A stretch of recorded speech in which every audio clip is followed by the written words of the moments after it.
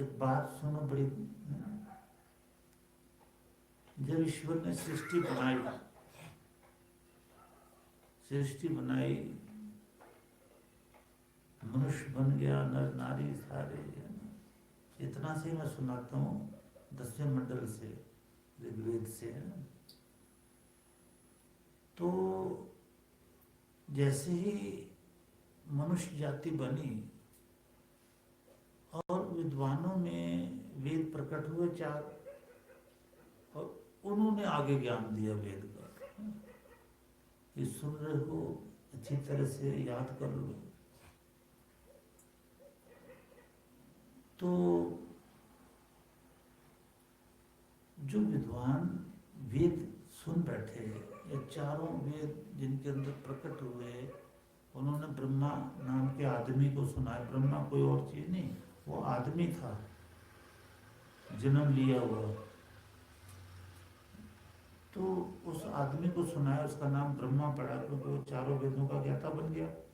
चारों वेद उन्होंने उससे सीख ली, चारों ऋषियों से, और आगे। तो वहाँ ये महसूस किया विद्या से, ओहो, कहते सबसे बड़ी मुसीबत तो इच्छा है। ये इच्छाएं बढ़ती चली जाती हैं और जीवात्मा को अगली योनि, कुत्ता, बिल्ली, गाय, भैंस, मगरमच्छ, बिच्छू, चमगादड़ बनने पर मजबूर कर देती है। सबसे बड़ी ये इच्छा मुसीबत है। तो वहाँ भगवान ने ये उपदेश दिया कि विद्वानों ने सबसे पहले इच्छा पे कंट्रोल किया, अपनी इच्छाओं को ही मारा। तो उसी उपदेश में ये उपदेश है कि भाई तत्व में मन शिव संकल्पमस्तु। हमारे मन में अच्छी इच्छाएं तो आए, अच्छी तो तब आएंगे जब आप अच्छी तरह से वेद सुनते रहोगे, नहीं तो अच्छी क्यों आएंगी। और साधना नहीं करोगे, कभी कभी वेद सुनोगे तो भी अच्छी इच्छाएं क्यों आएंगी आपको। आपको तो बुरी इच्छा आएंगी, संसार में रहते हो। लेकिन वो उपदेश कितना जबरदस्त है कि इच्छाएं मुसीबत की जड़ है, ये इच्छाओं को कंट्रोल करो तो आनंद में रहोगे, ईश्वर प्राप्त कर लो। तुम्हारी इच्छा ही कंट्रोल नहीं, तुम्हारा मन ही कंट्रोल नहीं, इच्छाएं बढ़ती जाती है। जैसे अब भगवान जाने वो क्या क्या बात नहीं है। ओशो ने कहा था मेरे पास 365 कार्य होने चाहिए, एक से एक बढ़कर। तो मैं इन बातों को सुन सुन के हैरान हो जाता हूँ कि ये है क्या मुसीबत। मेरे पे तो कार्य जबरदस्ती जड़ी गई है ना, कि ले लो महाराज जी, ले लो महाराज जी, और रो रो कर भी बेचारों ने श्रद्धा से।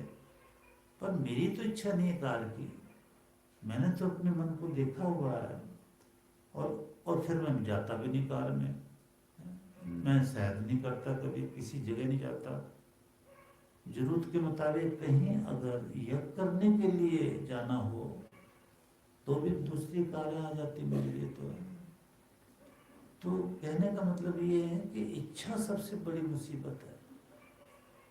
पर जब तक इंसान इन ऐसी ऐसी बातें वेदों से नहीं सुनेगा, श्रुतम तपः, ये सुनने वाला तप नहीं करेगा, यज्ञ नहीं, और यज्ञम गुरु, यज्ञ नहीं करेगा, यज्ञ में बैठकर वेद नहीं सुनेगा और सुन करके और चिंतन मनन करके उसको आचरण में नहीं लाएगा,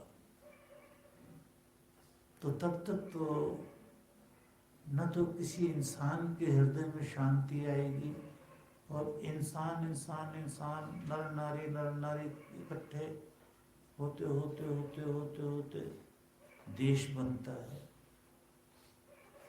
और विदेश बनता है। पृथ्वी पे इंसान रहते हैं। जब सबकी इंसानों की इच्छाएं नहीं मरी हुई हैं तो फिर इच्छा फिर युद्ध की भी होती हैं, विषय विकार की भी होती हैं, नारी से दुष्कर्म की भी होती हैं, हत्याओं की भी इच्छाएं हो, न जाने कैसे कैसी इच्छाएं होती हैं। ये तो कोई वेद ही सुनेगा तो खत्म होगी। अगर बाकी मार्ग पर चल कर के ये दुष्कर्म खत्म हो जाते चोरी डकैतियाँ खत्म हो जाती, हत्याएं खत्म हो जाती, गाली गलौज खत्म हो जाती, प्रॉपर्टी के झगड़े खत्म हो जाते घरों में, तो हो जाते। बाकी महादेव चल रहे हैं पूजा पाठ से, उनसे ये झगड़े खत्म नहीं हुए, बढ़ते जा रहे हैं। इसका मतलब रास्ता ठीक नहीं है। इच्छाएं तो वेद से, योगाभ्यास से खत्म होती है, अग्निहोत्र से, यज्ञ से खत्म होती है, माता पिता गुरुओं की सेवा से, स्पेशल गुरु की सेवा से इच्छाएं शांत होती है।